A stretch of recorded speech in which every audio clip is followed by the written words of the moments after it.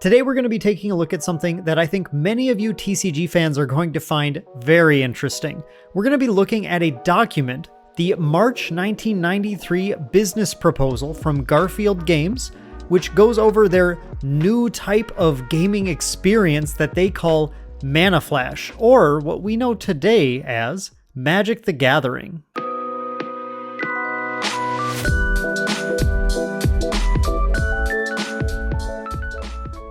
Hey everyone, it's Dan with Maindeck, and I am back here again with another TCG related video. In this case, this is going to be a bit of a deep dive into a little bit of history of the game that everybody knows, whether you play it or not, Magic the Gathering. And before I jump into the document we're going to be looking at today, the Garfield Games business proposal from March 1993, I have to mention that now this video is not sponsored at all, but I did see that this website here, Ancestral MTG, was posting this around. They found the documents and took the time to scan them and upload them for free for everybody to see. I think you might be able to purchase.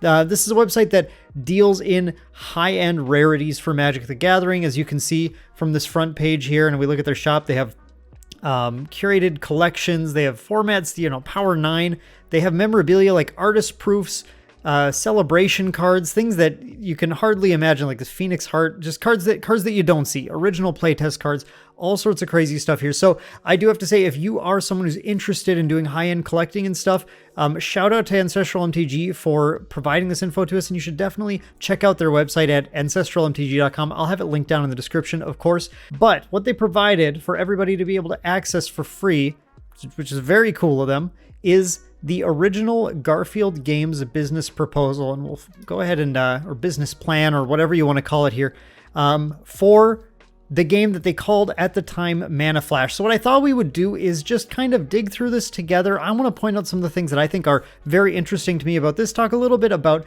the history of MTG for the people who are very versed in Magic history. There still may be some interesting little tidbits in here, but if you don't know a lot about Magic's history, I think you'll find a lot of this fairly interesting.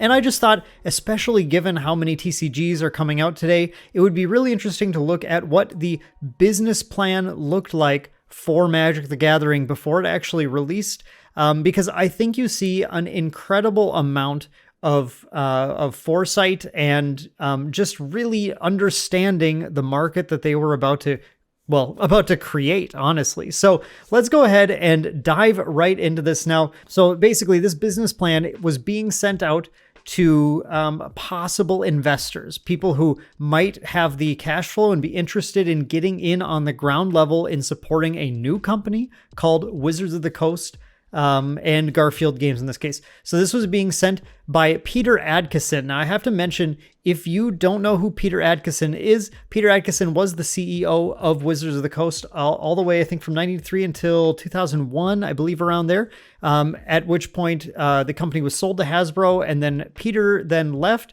and is now actually the owner of Gen Con. Now, Peter at the time was just a Boeing employee, but was starting these companies and was working with Richard Garfield, as you all know, the designer of Magic the Gathering, to try and put out some games. Richard Garfield had a game called Robo Rally, which, of course, if you're a board game fan, you're familiar with. It did eventually come out later, but the two of them decided that the company was a little too small to be able to produce Robo Rally at that time with the vision that Garfield had for it. So they were looking for something a little bit smaller, and they came up with the idea of Magic the Gathering. But at the time, now the really interesting thing about this report is it calls it in this report, it says it's called Mana Flash. Now, I was trying to dig into this, and I can't find it referred to as Mana Flash anywhere. There is a lot of Wikipedia info, all that kind of stuff that indicates that it was called Mana Clash. And in fact, one of the images that accompanies this business proposal, you'll see right here, calls it Mana Clash up here, and then Mana Flash elsewhere. So it's very interesting that we just haven't had this reporting that it was previously at any point called Mana Flash, but here we go. This whole document refers to it as Mana Flash the entire time. The story goes, there was something with the lawyer saying, well, you can't just trademark a game called Magic. It's got to be called something else. So then they went to the drawing board, and I guess they had both Mana Clash and Mana Flash.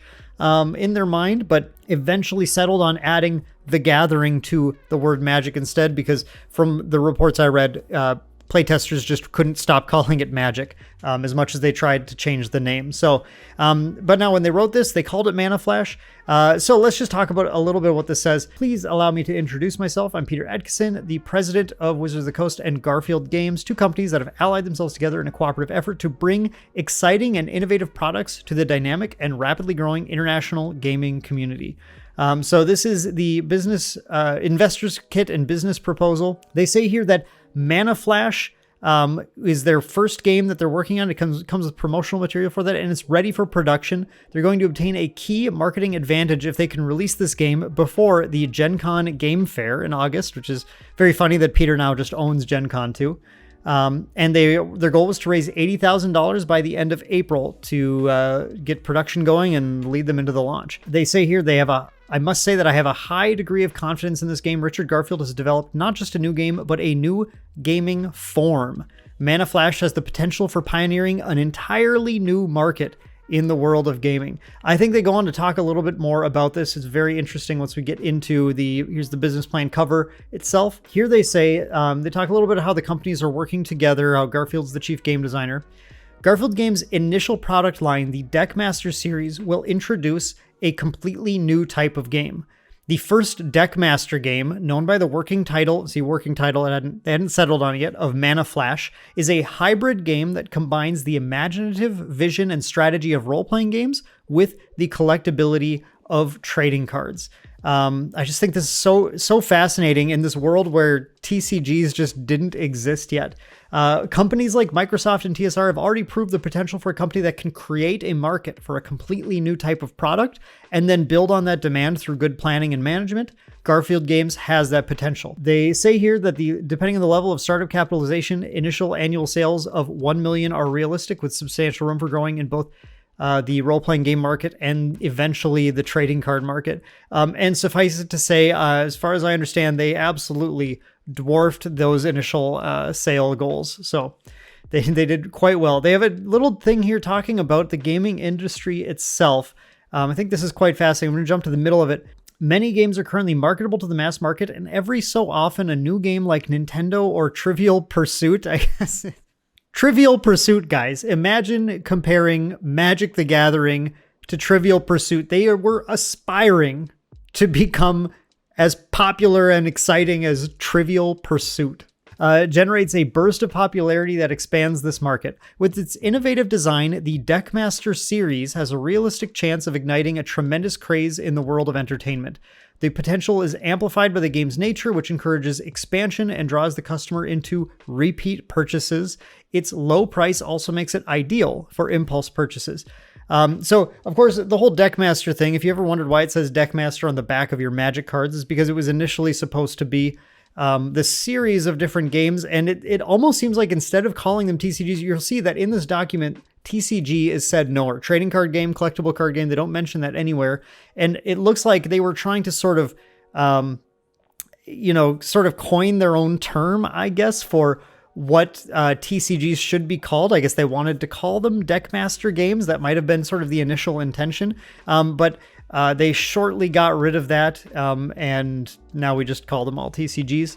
And I think it's just very fascinating as well that this mentions all the things that we know today are absolutely true and given about TCGs, encouraging expansion, drawing the customer into repeat purchases, and the low price makes it ideal for impulse purchases. How many of us have just been out shopping somewhere and grabbed a single booster pack just because, whatever, it's like $4, or at the time it would have been even cheaper, like a $2 pack or whatever. They saw this was a viable market to create, and they created it. So they talk a little bit about here about Garfield Games and where they're at with Mana Flash. At this point, when they were doing this, the artwork had already been commissioned and the equipment necessary to print had been acquired. Their marketing campaign is in place, and they just needed to basically finance that marketing campaign. And we do know that this led to them doing a whole road trip tour, hitting up a bunch of stores around the country before they eventually went to Gen Con and sort of released it publicly there. And obviously that whole thing went, pretty well. Now, here is going to be a blast from the past. If we scroll down to this next page here, They talk about how Wizards of the Coast was completely modernized at this point. They were sort of leading the way in modernization of the gaming space, I guess. So they say a significant portion of this process is streamlined by an office automation system that is networked with America Online and Internet via Wizards of the Coast's commercial internet node, wizards.com. commercial internet node. I think I'm going to start calling our website a commercial internet node. But I mean, good on them for grabbing that URL right away. Good job. Through this node, we can transfer files within the office as well as interact electronically with the worldwide computing community. Hundreds of playtesters and tens of thousands of potential customers can be reached through nearly instant electronic transmissions that cost nothing more than a dedicated phone line for the modem. This honestly, you gotta be impressed by the foresight here, because getting onto there and being available online was huge, I think, for getting Magic, it's maybe not quite in 93, but a few years down the line, Magic was the one with the daily MTG website where you could get all of the articles. I mean, you're out there reading Mark Rosewater articles every single week, that it was pretty impressive foresight, even if it might have been a little early at this point. But it sounds like they were using it to sort of wrangle their playtesters together at the time, and that's really smart. That's very clever. Let's talk about the DeckMaster series. DeckMaster games are designed to appeal to a wide range of player types, from casual weekend players to serious tournament competitors. So this is great. They have to just explain what a TCG is because nobody had heard of it at this point. The rules are simple and the initial purchase price is low, but unlike traditional 52 card games, the DeckMaster games set no maximum limit on the number of available cards, and serious players must purchase large quantities of cards to be competitive. The game cards will be marketed in limited series that will be suitable for both playing and collecting. DeckMaster games such as Mana Flash are played with decks of cards that include both a description of the game environment, like the board of a Monopoly game, and the means for playing the game, like the cards in a poker hand. Unlike traditional card games, DeckMaster games can be played with only a fraction of the available cards, and two opposing players may have different cards in their respective decks. DeckMaster games are not only games to play, but also worlds to explore. No single player has a complete picture of the world, as all of the components of the world, its lands, creatures, and personalities, are put on cards sold randomly to players worldwide. In time, through play and repeat purchases, a group of players will become familiar with the environment of their gaming circle and gain insight into the structure of the world as a whole. The world is dynamic. Periodically, a new card series depicting more of the world is distributed, providing new areas to explore and new incentives for players to make repeat purchases. I kind of love this. I love sort of like how romantic the whole description is of exploring this world of a trading card game. And I also love that sort of naive approach they had early on, that players would not know every card in the game. And they really, you'll see in a couple other things here, they really expected players to buy a small amount, and then we'll get to the percentages they expect later to the number of people who will actually collect like everything. It's just pretty fascinating to see. This is one where they were not quite spot on because they just didn't guess exactly how crazy popular Magic would become. Speaking of the collectors here, they say this: in order to make the DeckMaster cards attractive to collectors, we have made special efforts to ensure that the cards conform to prevailing collectability standards. For example, the cards will be cut to the standard trading card size and will be numbered so that players can tell if they are missing cards in the series. Like, that's a novel concept, apparently, is having. I mean, it was. Everything here was new, but it kind of challenges what your perceptions are of what we just understand are elements that are integral to a trading card game. You wouldn't even question them.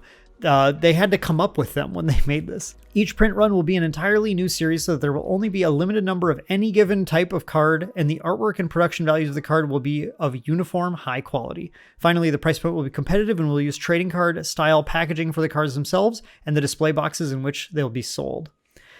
So here, this next part, they go through what a typical Mana Flash card is. And here we have the classic Heirloom Minotaur, but at this point, just called a Minotaur.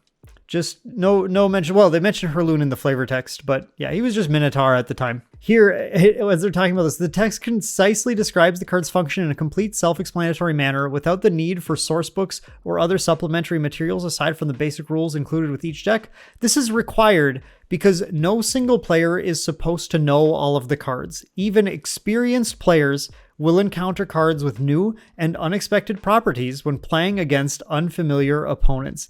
That's just, I mean, that's so fascinating. What a weird world that would be in, where you could actually go up against a deck and see cards you've never even heard of before. I guess with Richard Garfield's game Keyforge, they were maybe trying to attempt something a little more like that, where you know, there's a higher chance you just haven't seen some of the cards yet because there's no just whole set. You're not cracking open boxes and boxes of and collecting the entire set, you know, in one night. Well, maybe some people are. That's the thing, is like, people still do that. So Mana Flash was supposed to be the first in a series of DeckMaster games. Mana Flash was the first one, and then they had these code names, sort of Flash Science, they would potentially come out with in the following year, and then Cyber Flash the year after that. And actually, Cyber Flash, I believe, would have been Netrunner, which, you know, got its own name later and then had its own run. Flash Science, I don't know if we can really pin that down on anything. They mention here that they're considering DeckMaster games for other popular genres, such as cyber and science fiction, such as Star Trek.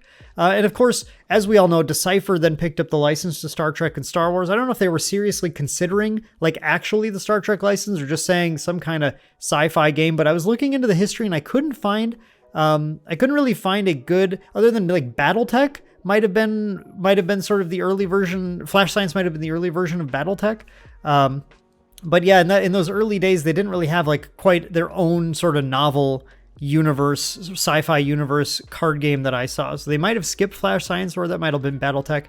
And then Netrunner, of course, fits the bill for Cyber Flash. Now, a lot of this section here goes into expenses and marketing stuff. Not exactly my strong suit. I'm going to leave that for you guys to go ahead and read through. If you're someone who's very interested in exactly how they were doing their commissioning for artwork and their production and everything, that is, you know, that might be right up your alley to read through. Again, the link's going to be down in the description for that. However, I do have to talk about this because this is pretty great.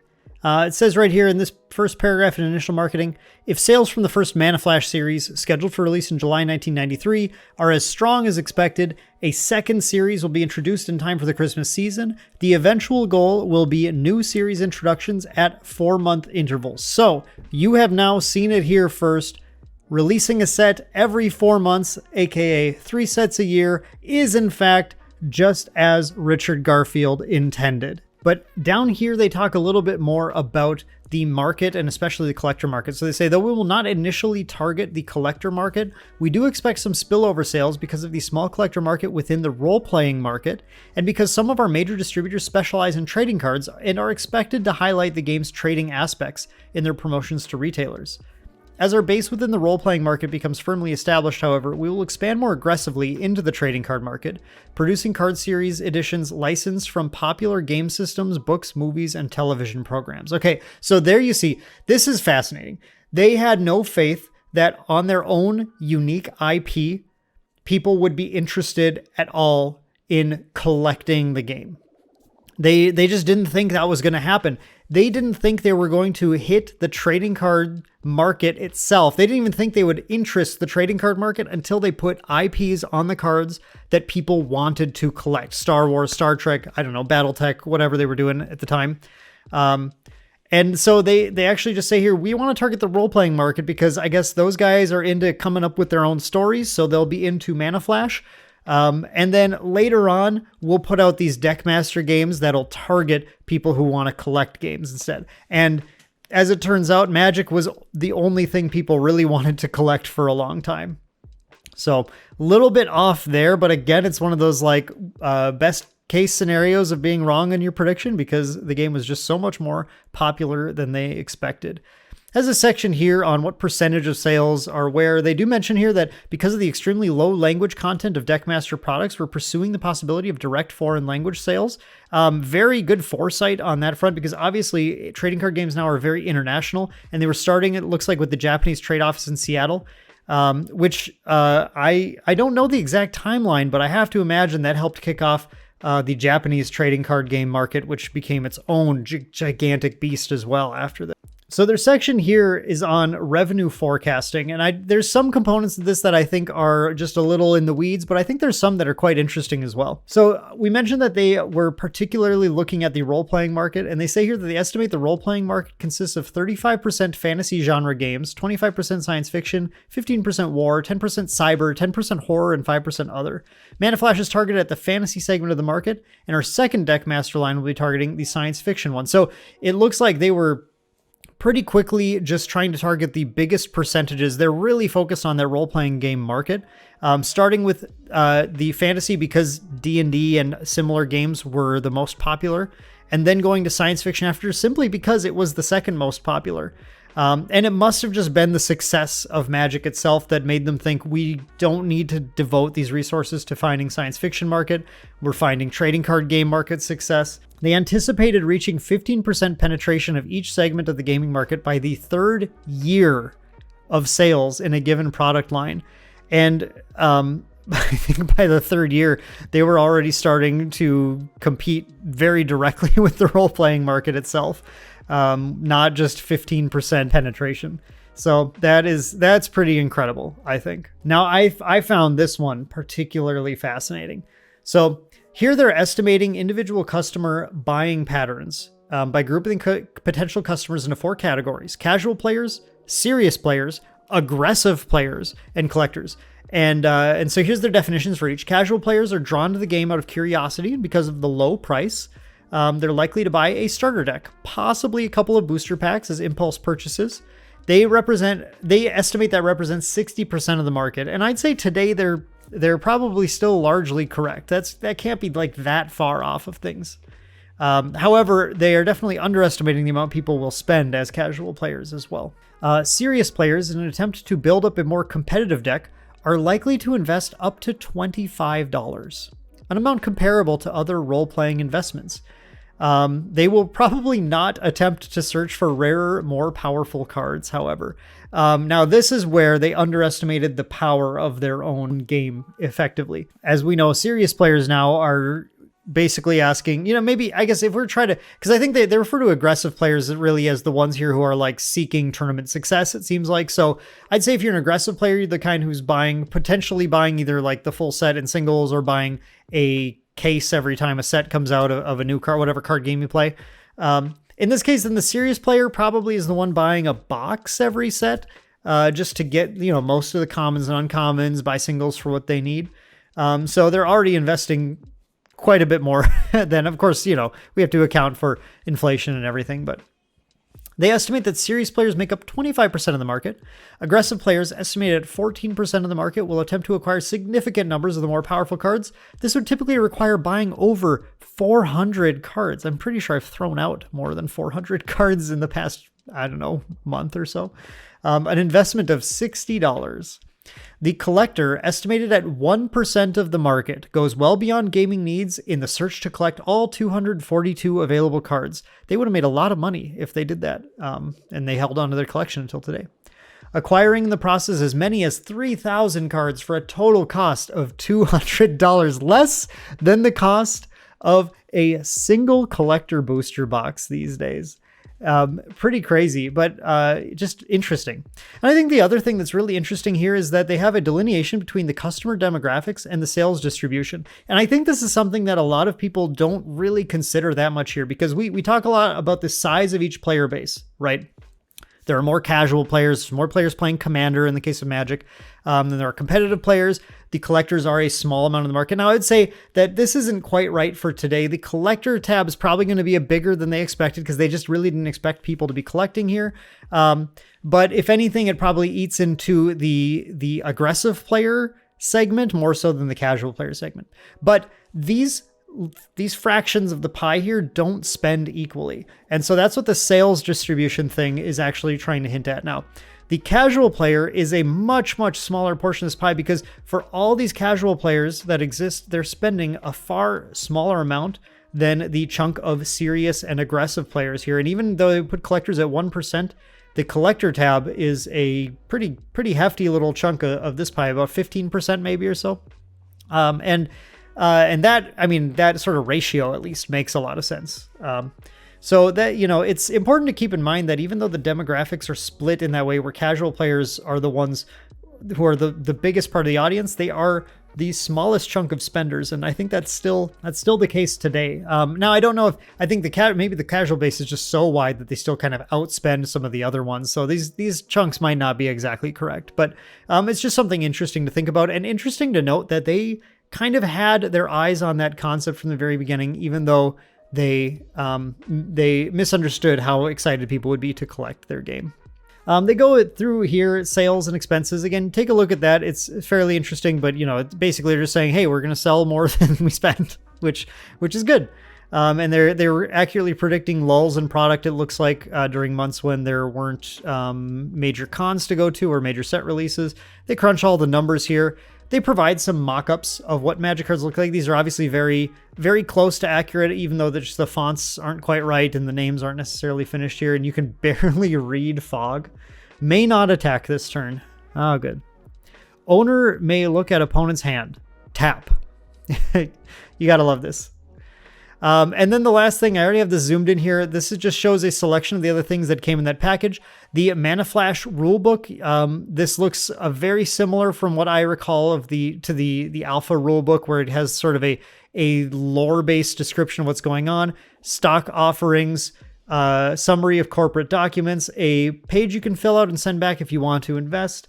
And then an announcement of an art show and the announcement of the product of Mana Flash, or Mana Clash. In this case, it had already changed to Mana Clash, or I'm not sure why. But yeah, that's kind of everything that's in this package. I just thought it was a really fascinating look at the history of the oldest card game, the original card game, and how Wizards really did have, or Peter Adkison and Richard Garfield in this case, really had a lot of foresight as to what they were bringing to market here. They knew they were creating a substantial new market. I don't think they knew how substantial it would be today. But it's just really fascinating to see what they thought of their game back then. And honestly, this is a pretty compelling argument, and it's no wonder that they were able to get the funding they needed to then go on their tour, release the game, and make the smash success that is still the world's biggest card game, Magic the Gathering. So I hope you guys found that interesting. I just thought it'd be a fun little dive for you guys. If you liked it, go ahead, let me know in the comments below. Leave a like on the video. Just let me know in the comments what you think of this. You may or may not be a big Magic fan, but what do you think of this old piece of history that we were able to unearth? Thanks again to Ancestral MTG for providing this for everybody to take a look at, and make sure you do go check them out if you are out there with your money to burn on some really cool stuff. You can get, look at this, you can get all sorts of old cool format staple cards. You don't even have to spend that much money. $400, not that bad. Ankh of Mishra, $120. Artist Proof Black Lotus. Crazy things here that you could spend a whole lot of money on. At least just peruse through the site, see if there's anything that you think is interesting. Thank them for showing us this very cool document. So that's going to do it for today's video. Thank you guys so much for watching, and stay tuned to Maindeck. We've got more TCG content coming your way. Lots of really exciting stuff. So I'm happy to have you here. Hope you guys enjoyed, and we'll see you in the next one. Thanks for watching another Maindeck video. You can support Maindeck by shopping at tcgplayer.com using our affiliate link. Check the description of the video for details. Maindeck is sponsored by JW Sports Cards and Gaming. Visit jwwcards.com. And by our amazing patrons. Get exclusive content and other cool perks on the Maindeck Patreon. And hey, while you're here, I bet you'd like one of these videos. Go ahead, click one. I know you're gonna love it.